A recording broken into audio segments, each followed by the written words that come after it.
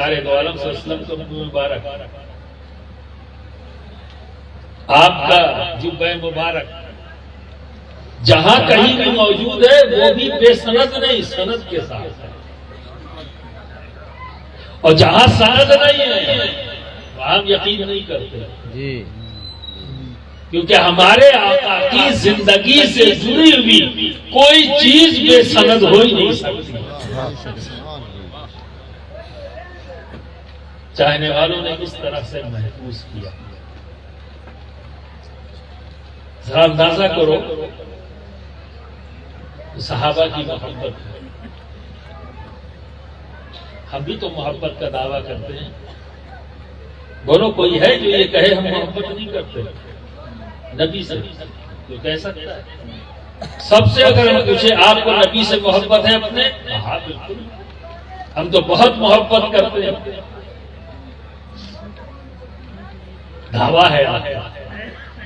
جب آپ سے پوچھا جائے آپ محبت کرتے ہو؟ ہاں، کسی بات کے لیے بھی جب حامی بھریں گے آپ کو، آپ کا دعویٰ ہوگا میں اس چیز سے بڑی محبت کرتا ہوں، یہ آپ کا دعویٰ ہے، تو ثابت بھی آپ کو کرنا پڑے گا، دلیل بھی آپ ہی کو دینی ہوگی، کیونکہ دعویٰ اس وقت تک مضبوط نہیں ہوتا جب تک کہ اس کی دلیل مضبوط ہو۔ ایسے ہی جیسے آپ مقدمہ لڑتے ہو تو جب مقدمہ دائر کرتے ہو تو اسے کیا کہتے ہیں؟ دعویٰ۔ اسے کیا کہتے ہیں؟ دعویٰ۔ اور وکیل جو بحث کرتا ہے وہ کیا ہے؟ وہ دلیل ہے، وہ دلیل دیتا ہے، کاغذ دیتا ہے، ٹھیک ہے، ان باتوں کو بتاتا ہے جو امر واقعہ ہے، جو باتیں ہوئی وہ دلیل کے طور پر پیش کرتا ہے، اور جج فیصلہ کس پر کرتا ہے؟ جس کی دلیل مضبوط ہو فیصلہ اسی کے حق میں جاتا ہے۔ تو آپ کا دعویٰ ہے ہمیں نبی سے محبت ہے، تو دلیل دو۔ صحابہ نے محبت کا دعویٰ کیا، دلیل دی۔ آج ان کی محبت کی دلیل بخاری شریف کی شکل میں موجود ہے، ترمذی کی شکل میں موجود ہے، نسائی کی حدیث کی کتاب، چاہے ابو داؤد ہو، چاہے ابن ماجہ ہو، یہ تمام کتابیں جو صحیح ستہ کی ہیں یا جتنی بھی حدیث کی کتابیں ہیں، یہ سب صحابہ تابعین کی محبت کی دلیل ہے، دلیل بھی پیش کی محبت کے ساتھ۔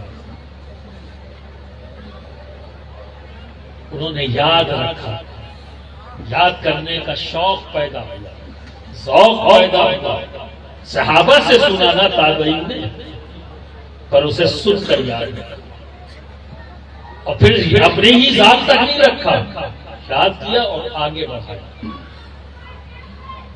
آج یہ جو بزم سجائی گئی، مفتی صاحب کو بلایا گیا، انہوں نے بخاری شریف کی آخری حدیث کا ذکر کیا، وہ کون سی حدیث جو پڑھی؟ میرا یقین ہے کہ جب ہم کسی بات کو غور سے سنتے ہیں، پورا دل لگا کے سنتے ہیں، ہم بھولتے نہیں، فوراً یاد ہو جاتا ہے، یہ یقین ہے۔ اور اس کی مثال دے دوں، اگر کوئی شخص آپ سے یہ کہے کہ بھائی آپ کا پیسہ اگلے مہینے کی 15 تاریخ کو دے دوں گا، اگر آپ سے کوئی کہے کہ بھیا اگلے مہینے گاؤں کے اندر جو پیپل کا پیڑ ہے وہاں پر فلاں تاریخ کو اتنے بجے تم مجھ سے مل لینا، میں تمہارا پیسہ دے دوں گا، بتاؤ یاد رکھو گے یا بھول جاؤ گے؟ بولو، تم مصری کہے لیے بیٹھے ہو، سیدھا سیدھا سوال کر رہا ہوں، آنا ہمیں جواب دو۔ کب کہا؟ 1 مہینہ پہلے کہ اگلے مہینے میں پیپل کے پیڑ کے نیچے آ جانا، اتنے بجے آ جانا، تمہارا پیسہ دے دوں گا، اور آپ اگلے مہینے میں اسی پیپل کے نیچے اسی ٹائم گھڑی دیکھ کے پہنچ گئے، بھولے نہیں، یاد ہے۔ ایک ہی بار تو سنا تھا کہ اس نے 10 بار کہا تھا، ایک ہی بار کہا تھا اس نے، آپ کو یاد ہو گیا۔ اور ابھی مفتی صاحب نے جو حدیث پڑھی یاد ہوئی،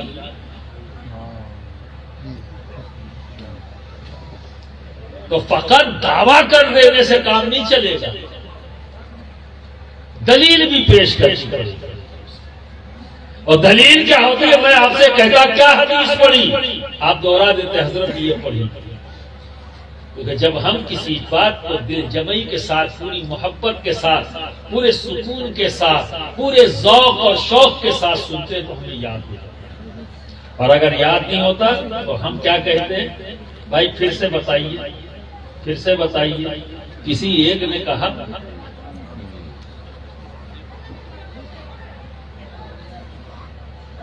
اوپر سے جا رہے،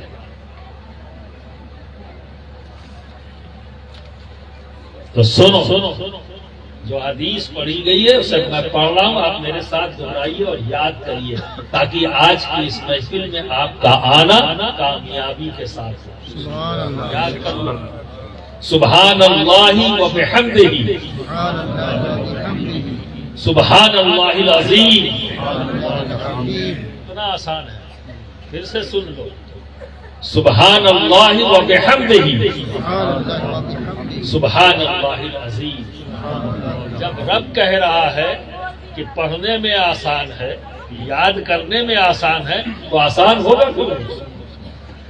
اگر یاد نہیں ہو رہا ہے تو کمی ہم میں ہے کہ ہم پورے ذوق، پورے شوق کے ساتھ نہیں سن سکے۔ پھر ایک بار پڑھ دیتا ہوں اور دوہراؤ اپنے اندر، اگر اتنا ہی یاد کر کے چلے جاؤ گے اور یہ یاد رہ گیا، کوئی معمولی بات نہیں ہوئی ہے۔ دیکھو ہم سب کی زندگی گناہوں سے بھری ہے، لمحے لمحے پہ گناہ ہو رہے ہیں، خطائیں ہو رہی ہیں، اللہ کے حکم کے خلاف زندگی گزر رہی ہے۔ اللہ کیا چاہتا ہے اکثر لوگ تو جانتے ہی نہیں، اس کا حبیب کیا چاہتا ہے اکثر لوگ جانتے نہیں، پر اپنے آپ کو مسلمان کہتے ہیں، تو کہتے ہیں اور مسلمان بننے کا شوق نہیں۔ مسلمان وہی ہے جو یہ جانتا ہے کہ اللہ کی رضا کیا ہے، مسلمان وہی ہے جو یہ جانتا ہے کہ نبی کی رضا کیا ہے، اور اللہ اور اس کے رسول کی رضا کے مطابق زندگی چلاتا ہے، وہ مسلمان۔ ہم تو خالی زبانی کہنے والے مسلمان۔ اسی دعوت کو دینے کے لیے یہ مدرسہ قائم کیا، اسی دعوت کو عام کرنے کے لیے یہ مدرسہ قائم کیا۔ خوش نصیب ہے آپ کہ اللہ رب العزت کی دی ہوئی توفیق سے آپ نے یہ کام کر لیا۔ یہ بھی رب کی رضا کا ایک کام تھا جو آپ نے۔ پر یہ سچ ہے کہ ہماری زندگی میں گناہوں کا بوجھ ہے، روئے روئے پر کروڑوں اربوں گناہوں کا بوجھ ہے۔ کیا ان گناہوں سے چھٹکارا نہیں چاہتے؟ بولو، ادھر والے نہیں چاہتے کیا؟ اچھا کتنے لوگ ہیں جو چھٹکارا نہیں چاہتے؟ ہاتھ اٹھا دیں۔ اچھا سب چاہتے ہیں۔ اچھا کتنے لوگ ہیں جو اپنے گناہوں سے چھٹکارا چاہتے؟ ہاتھ اٹھا دیں۔ سبھی چاہیے۔ باخدا تم گناہوں سے بچ جاؤ، پاک ہو جاؤ گے، صاف ہو جاؤ گے۔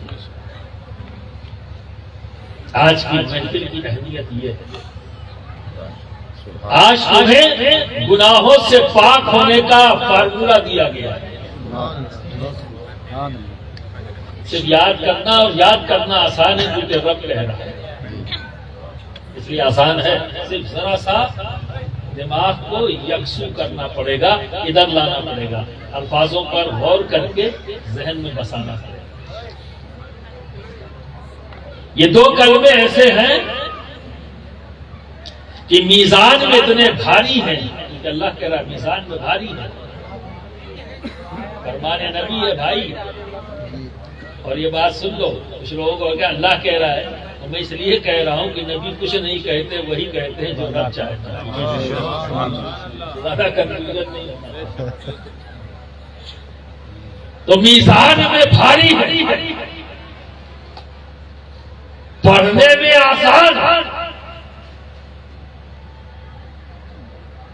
کیونکہ پوری زندگی کے گناہ سے دھلنا، پاک ہونا ہے۔ ان دو کلموں کی فضیلت میں یہ بھی بتایا گیا ہے کہ اگر کسی شخص کے گناہ سمندر کی جھاگ کے برابر ہو، اب آپ سوچ لو دنیا کتنی بڑی، اور اس دنیا کو تین طرف سے پانی نے گھیر رکھا، تین حصہ اس دنیا کا پانی ہے اور ایک حصہ زمین ہے، اور ہر کنارے پر سمندر کی لہروں سے جھاگ اٹھتی ہے، اور تھوڑی بہت نہیں، دور تک لہریں اٹھتی اور دور تک جھاگ اٹھتی ہے۔ تو اس پوری دنیا کو جہاں تین طرف سے پانی نے گھیر رکھا، سوچو جھاگ کتنی ہوتی ہے، کتنی جھاگ ہوتی ہے۔ جب کوئی بندہ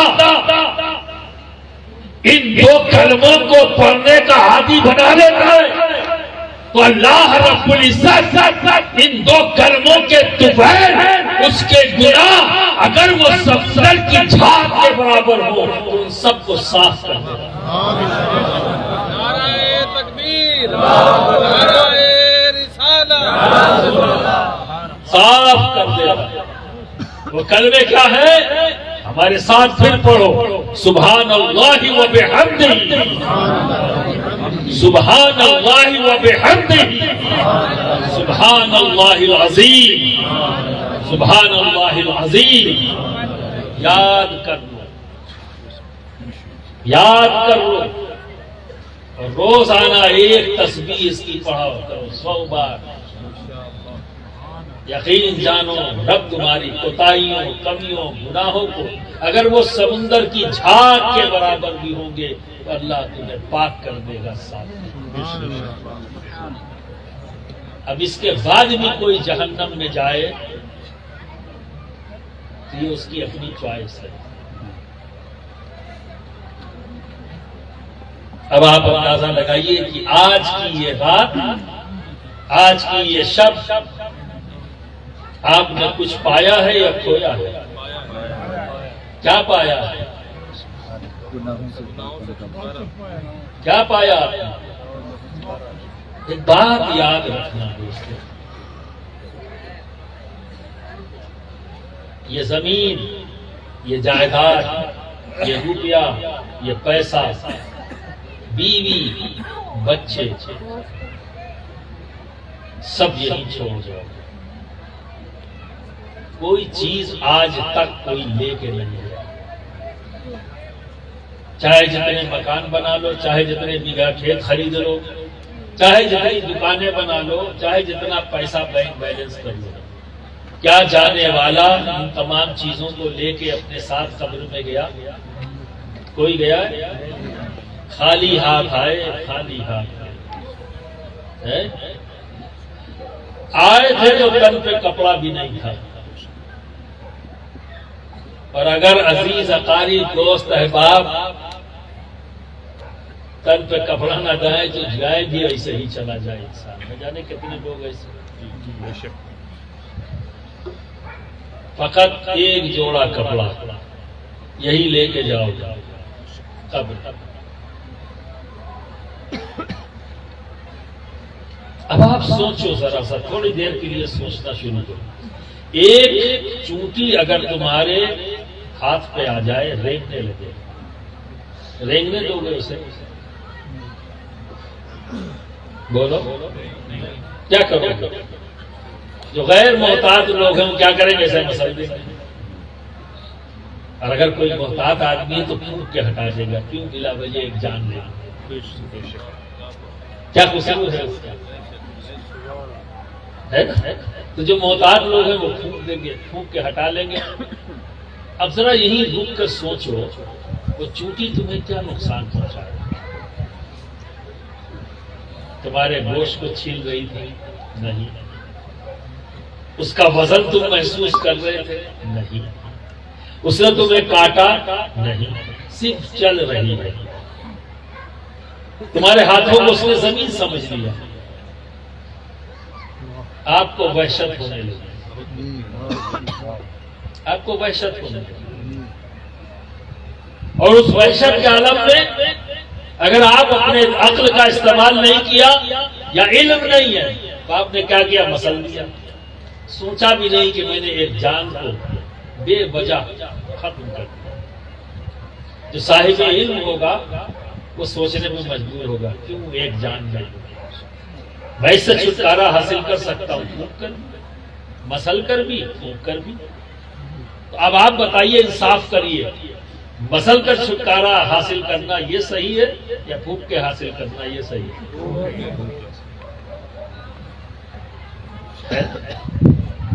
اب ذرا سوچو، ابھی تو ہاتھ پیر ہل رہے ہیں تو ایک چونٹی کو برداشت نہیں کر پا رہے. جب 2.5x6 کے گھر میں جاؤ گے تب زمین کے نیچے ہے نا. اور یہاں تو زیادہ تر لوگ کسان ہیں، کھیتی باڑی کرتے ہیں، انہیں پتا ہے کہ زمین کے نیچے کیا ہے. صاف ستھری ہے یا کیڑے مکوڑے پائے جاتے ہیں؟ بولو. اتنا سپرے کرتے ہو، سب کیڑے کہاں سے آتے ہیں؟ زمین سے نکل کر اوپر آئے تمہاری فصلوں پر تو سپرے کر کے ختم کر دیتے ہو. اور تب جو تم اس زمین میں ہوگے کون آئے گا سپرے کرنے؟ اپنا ہاتھ بھی نہیں ہلا سکتے تم. تو جب جسم پر رینگیں گے اور ہر کیڑا جو ہے وہ چونٹی نہیں ہے، اس میں ڈنک مارنے والے بھی موجود ہیں، بچھو بھی موجود ہے، بل بنا کر گھسنے والا سانپ بھی موجود ہے. نہ جانے کیا کیا آ سکتا ہے اس قبر میں. تم نے اچھا گھر بنایا، اس میں دروازے لگائے، کھڑکیاں لگائی، ہر طرف سے بند کر لیا تاکہ کسی موذی جانور کو تم سے نقصان نہ پہنچ سکے. گھر کو بنایا اسی لیے تو بنایا نا، صاف صفائی کر رہے ہو، دیکھ بھال کر رہے ہو تاکہ کوئی چیز ہمیں نقصان نہ پہنچا سکے. لیکن جب 2.5x6 کے گھر میں جاؤ گے تو وہاں بھی تو حفاظت کا انتظام تمہیں کو کرنا ہے نا، کوئی اور کرے گا. اگر زمین پر تم نے اپنی حفاظت کا انتظام کیا ہے، اچھا مکان بنایا، تو زمین میں جب تم جاؤ گے تو وہ بھی تو تمہارا مکان ہے. تو وہاں اپنی حفاظت کیسے کرو گے؟ تو ہاتھ پیر بھی نہیں ہلا پاؤ گے. ایک چونٹی تو کیا کچھ بھی نہیں ہٹا سکتے. ویسے ہی اور جو کچھ بھی ہے تمہارے پاس یہاں سب چھوڑ دے، لے کے تم کچھ گئے نہیں.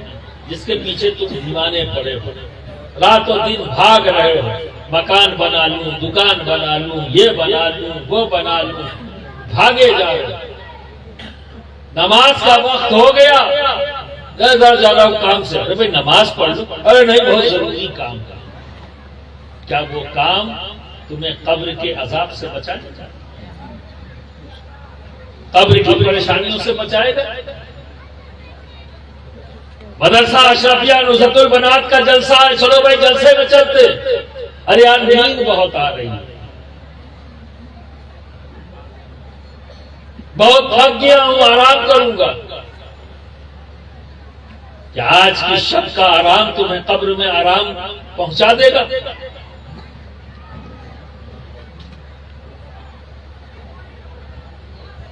یہ سوچنا آپ کی خود کی ذمہ داری ہے. ہمارا کام ہے آپ کے احساس بیدار کرنا، اور اس احساس کو قائم رکھنا، اس کو اپنے اندر زندہ رکھنا، یہ آپ کی ذمہ داری ہے. علماء کا کام ہے آپ کو بتانا سچائی.